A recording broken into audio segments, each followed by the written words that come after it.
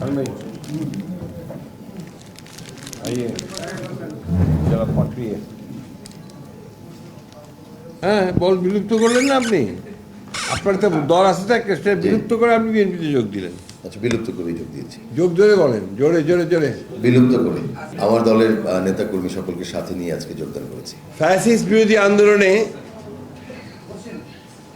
আমাদের সঙ্গে একাত্ম হয়ে কাজ করেছেন দীর্ঘ 15 বছর জাতীয় পার্টি না জাতীয় দল বাংলাদেশ জাতীয় দল বাংলাদেশ জাতীয় দলের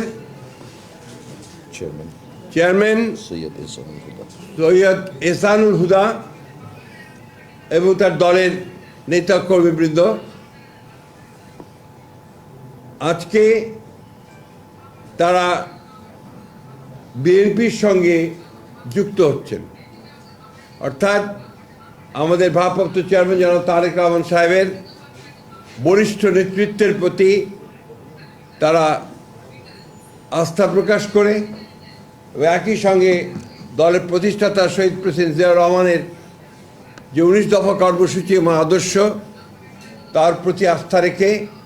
এবং দেশনেত্রী বেগম খালেদা জিয়ার আপসহীন নেতৃত্বের প্রতি শ্রদ্ধা দেখিয়ে তারা আজকে এই মুহূর্তে কিছুক্ষণের মধ্যেই আমাদের বাংলাদেশ জাতীয়তাবাদী দলে আনুষ্ঠানিকভাবে যোগ দেবেন। আমরা আশা করছি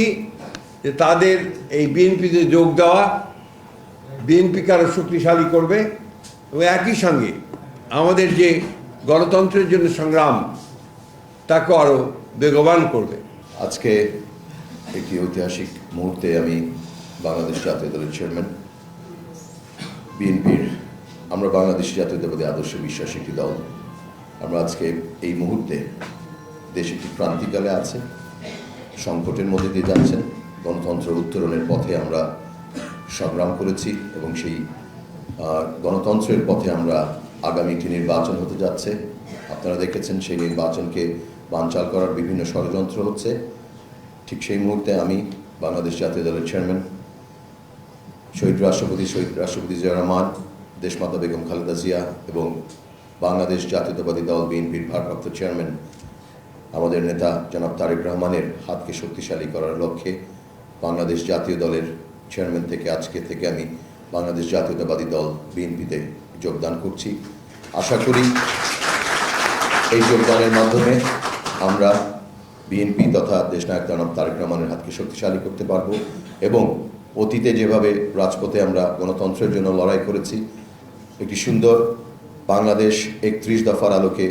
ভবিষ্যতের যে বাংলাদেশ করার আমরা স্বপ্ন দেখছি সেই স্বপ্ন বাস্তবায়নে আমি আমার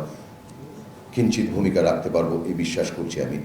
আবারও সকলকে ধন্যবাদ জানিয়ে এবং বিএনপির সম্মানিত মহাসচিব জনাব মির্জা ফখরুল ইসলাম আলমগীর আমার অত্যন্ত শ্রদ্ধাভাজন জনাব নজরুল ইসলাম খান সহ যারা আজকে আমাকে এই সুযোগটি করে দিয়েছেন সকলের প্রতি আমি কৃতজ্ঞতা ও ধন্যবাদ জ্ঞাপন করছি সবাইকে ধন্যবাদ।